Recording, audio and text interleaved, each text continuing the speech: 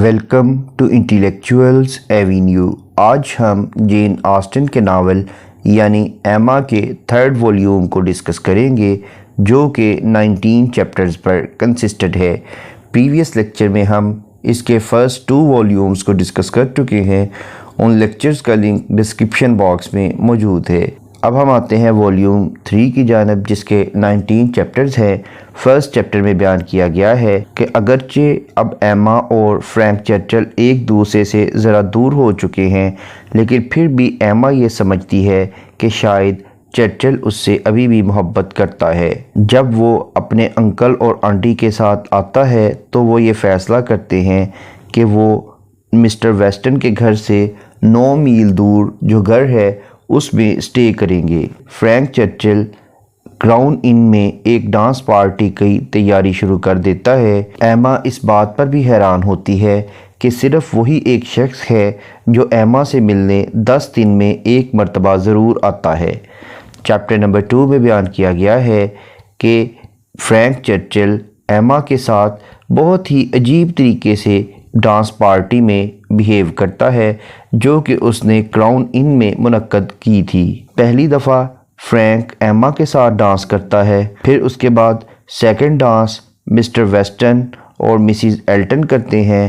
ایما کو اس بات کا احساس ہوتا ہے کہ جتنی محبت اسے فرینک سے کرنی چاہیے وہ اتنی محبت نہیں کرتی، کاش وہ اس سے زیادہ محبت کر سکتی۔ جب مسز ویسٹن یعنی این ٹیلر مسٹر ایلٹن کو ہیریٹ کے ساتھ ڈانس کرنے کا کہتی ہے تو وہ فوراً انکار کر دیتا ہے۔ ہیریٹ کو نارمل کرنے کے لیے مسٹر نائٹلے اسے ڈانس کی آفر کرتا ہے۔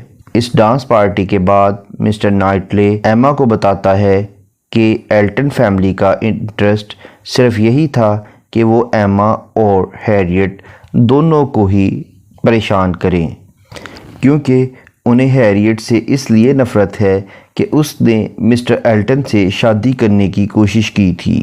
چیپٹر 3 میں بیان کیا گیا ہے کہ فرینک چرچل اور ہیریٹ ہارٹ فیلڈ میں پارٹی سے اگلے دن پہنچتے ہیں۔ جب ہیریٹ اپنے گھر کی طرف پیدل جا رہی تھی تو خانہ بدوشوں کے ایک قبیلے نے اس کا تعاقب کیا۔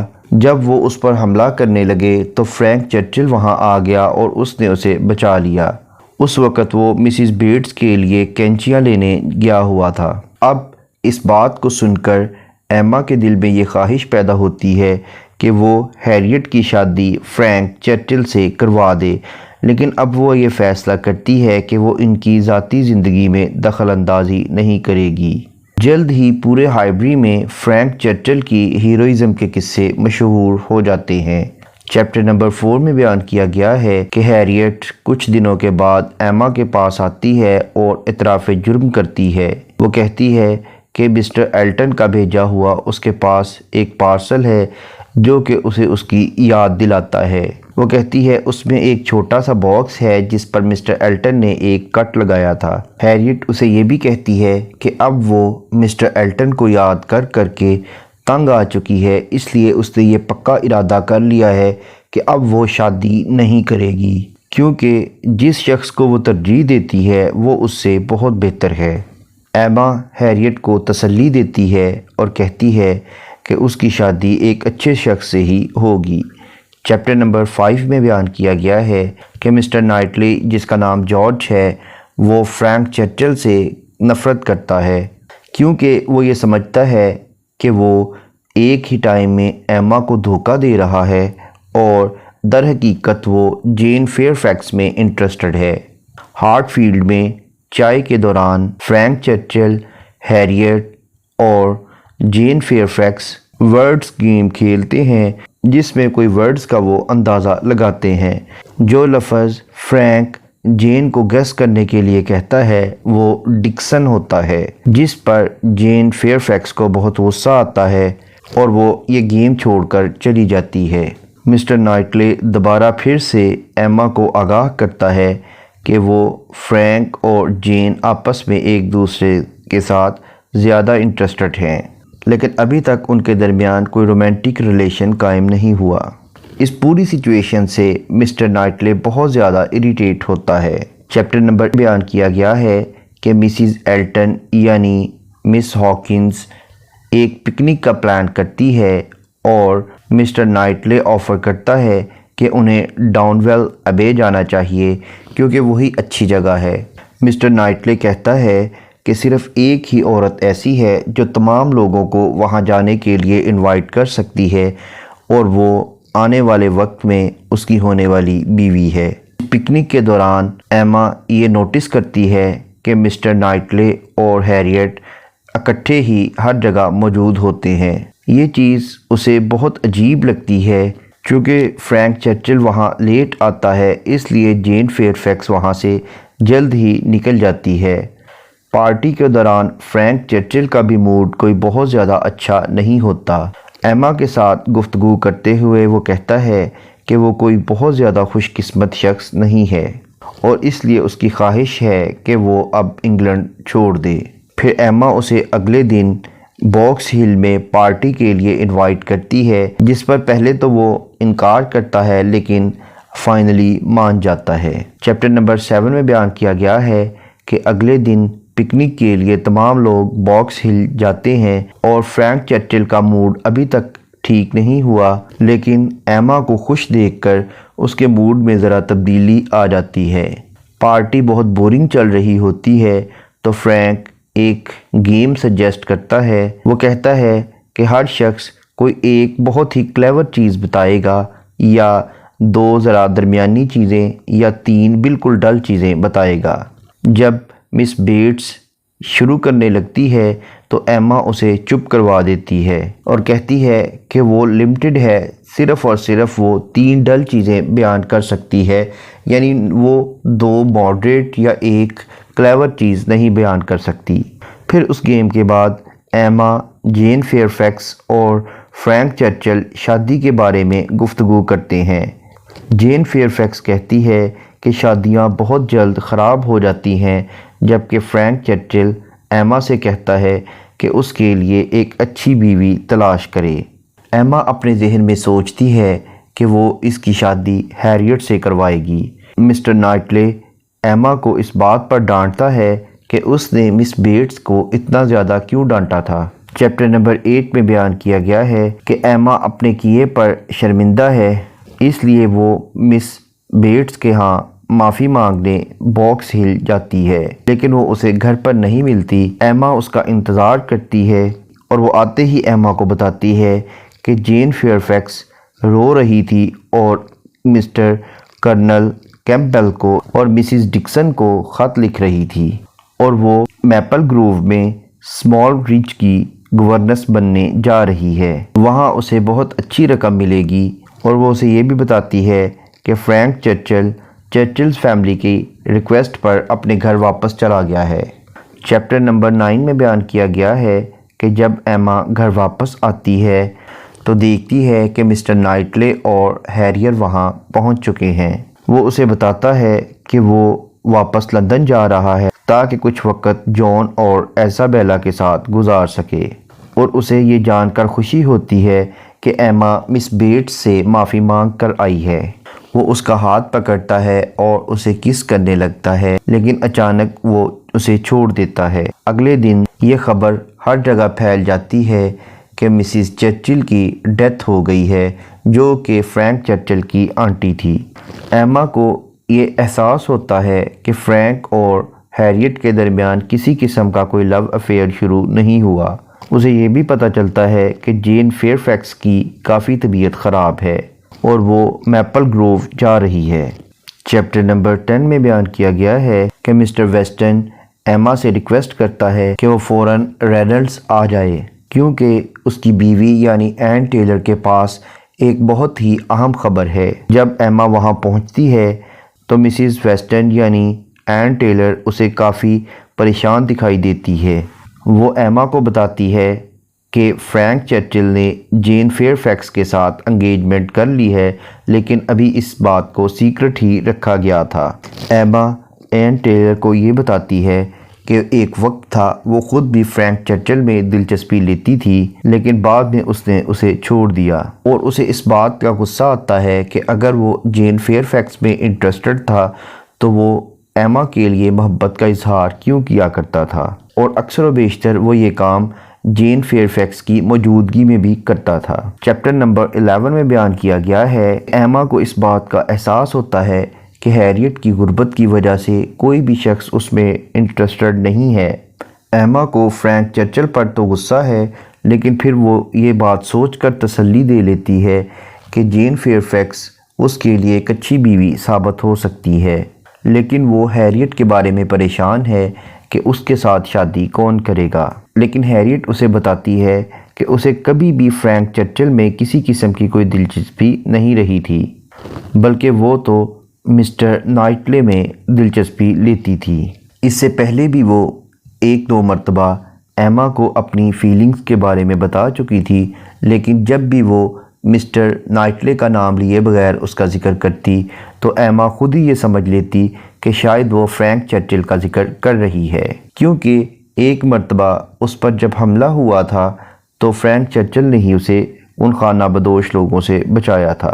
اب ایما آخر کار اس نتیجے پر پہنچتی ہے کہ جارج نائٹلے سے اسے خود کو ہی شادی کرنی چاہیے، اور ہیریٹ کو بھی اس بات کا احساس ہے کہ جارج نائٹلے صرف ایما سے ہی محبت کرتا ہے۔ چیپٹر نمبر 12 میں بیان کیا گیا ہے کہ ایما یہ محسوس کرتی ہے کہ وہ تو جارج نائٹلے سے محبت کرتی ہے، لیکن وہ ایما سے محبت نہیں کرتا۔ مسز ویسٹن یعنی این ٹیلر ایما کو بتاتی ہے کہ جین فیئرفیکس کو اپنی سیکرٹ انگیجمنٹ پر بہت شرمندگی ہے کہ اس نے اس بات کو سب لوگوں سے کیوں چھپائے رکھا۔ اب ایما اس بات پر پریشان ہے کہ مسز ویسٹن یعنی این ٹیلر کے ہاں ایک بچے کی پیدائش ہونے والی ہے، اور بچے کی پیدائش کے بعد وہ اپنی لائف میں بزی ہو جائے گی اور اسے ملنے نہیں آیا کرے گی، اور دوسری طرف فرینک چرچل نے بھی جین فیئرفیکس کے ساتھ انگیجمنٹ کر لی ہے، اس لیے وہ بھی یہاں نہیں آئے گا۔ چیپٹر نمبر 13 میں بیان کیا گیا ہے کہ جارج نائٹلے ہارٹ فیلڈ میں ایما سے ملنے رکتا ہے، اور یہ دونوں فرینک چرچل اور جین فیئرفیکس کے بارے میں ڈسکشن کرتے ہیں۔ وہ فرینک چرچل کی بری عادتوں کا ذکر کرتا ہے اور کہتا ہے کہ جین فیئرفیکس اسے امپروو کر دے گی۔ وہ اس بات کا بھی اعتراف کرتا ہے کہ اسے فرینک چرچل سے ایک عجیب قسم کی حسد ہے۔ ایما یہ سمجھتی ہے کہ شاید جارج نائٹلے ہیریٹ سے محبت کرتا ہے، لیکن اچانک وہ ایما سے اظہار محبت کر دیتا ہے۔ پھر دونوں ایک دوسرے کو اپنی محبت کا یقین دلاتے ہیں۔ چیپٹر نمبر 14 میں بیان کیا گیا ہے کہ اب ایما کے سامنے مسٹر نائٹلے کے ساتھ شادی کے لیے دو طرح کی رکاوٹیں ہیں۔ پہلا تو اس کا باپ ہے اور دوسری ہیریٹ سمتھ ہے کہ اگر اس نے شادی کر لی تو ہیریٹ سمتھ کے ساتھ شادی کون کرے گا۔ وہ اپنے باپ سے عہد کر چکی ہے کہ اپنی زندگی میں شادی نہیں کرے گی، اس لیے اسے اکیلا نہیں چھوڑ سکتی، اور دوسری طرف وہ ہیریٹ کے بارے میں سوچتی ہے کہ وہ اسے اپنی سسٹر یعنی ایزابیلا کے پاس لنڈن بھیج دے۔ فرینک چرچل مسز ویسٹن یعنی این ٹیلر کو ایک خط لکھتا ہے جس میں وہ اپنے دھوکے پر شرمندگی کا اظہار کرتا ہے۔ اس لیٹر میں وہ ایما کی بھی بہت تعریف کرتا ہے اور اس کو دیے گئے دھوکے کے بارے میں شرمندگی کا اظہار کرتا ہے۔ چیپٹر نمبر 15 میں بیان کیا گیا ہے کہ مسٹر نائٹلے اور ایما یہ دونوں فرینک چرچل کے لیٹر کو پڑھ کر اسی نتیجے پر پہنچتے ہیں کہ مسٹر فرینک چرچل نے اچھی طرح سے بیہیو نہیں کیا۔ اس کے علاوہ یہ دونوں اس بات کو بھی ڈسکس کرتے ہیں کہ اگر انہوں نے شادی کر لی تو ایما کے باپ کے ساتھ کیا رویہ رکھا جائے، یعنی اس کا کیا حل کیا جائے۔ مسٹر نائٹلے یہ سجیسٹ کرتا ہے کہ وہ بھی ان کے ساتھ رہنے کے لیے ڈاؤن ویل ابے آ سکتا ہے، لیکن ایما کہتی ہے کہ بڑھاپے میں وہاں رہنا اس کے لیے ٹھیک نہیں ہوگا، اس سے وہ ڈسٹرب ہوگا۔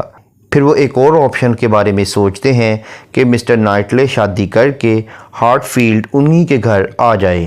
چیپٹر نمبر 16 میں بیان کیا گیا ہے کہ ہیریٹ کو فائنلی ایما اور مسٹر نائٹلے کے بارے میں پتہ چل جاتا ہے کہ یہ دونوں ایک دوسرے سے شادی کرنے والے ہیں۔ ایما بیٹس فیملی کے ہاں جاتی ہے تاکہ جین فیئرفیکس سے مل سکے۔ وہاں اسے مسز ایلٹن بتاتی ہے کہ اسے ان دونوں کی شادی کے پلاننگ کا پتہ چل گیا ہے۔ ایما کو یہ بھی اس سے پتہ چلتا ہے کہ اب جلد ہی فرینک چرچل اور جین فیئرفیکس بھی شادی کرنے والے ہیں۔ چیپٹر نمبر 17 میں بیان کیا گیا ہے کہ مسز ویسٹن کے ہاں ایک بیٹی کی پیدائش ہوتی ہے جس کا نام اینا رکھا جاتا ہے، اور وہ یہ بھی پلان کرتے ہیں کہ اس بچی کی شادی ایزابیلا کی کسی بیٹے کے ساتھ کی جائے گی، یعنی جب وہ جوان ہوگی۔ اب ایما اور مسٹر نائٹلے اپنی انگیجمنٹ کی خبر کو پبلک کر دیتے ہیں، یعنی سب کے سامنے بیان کر دیتے ہیں، لیکن ایما کا باپ اس شادی سے خوش نہیں ہے کیونکہ وہ سمجھتا ہے اس سے اس کی عادتوں میں تبدیلی آ جائے گی۔ لیکن ایما کو اس بات کی زیادہ فکر نہیں ہے کیونکہ وہ سمجھتی ہے کہ وہ اپنے باپ کو اس شادی پر رضامند کر لے گی۔ پھر ایما مسٹر نائٹلے سے کہتی ہے کہ وہ شادی کے بعد اسے اس کے اصل نام یعنی جارج کہہ کر بلایا کرے گی۔ چیپٹر نمبر 18 میں بیان کیا گیا ہے کہ ہیریٹ سمتھ کی رابرٹ مارٹن سے شادی ہو جاتی ہے۔ ایما کو ہیریٹ کے اس فیصلے سے ذرا افسوس ہوتا ہے، لیکن مسٹر نائٹلے اسے سمجھاتا ہے کہ یہ دونوں شادی کے بعد بہت خوش رہیں گے۔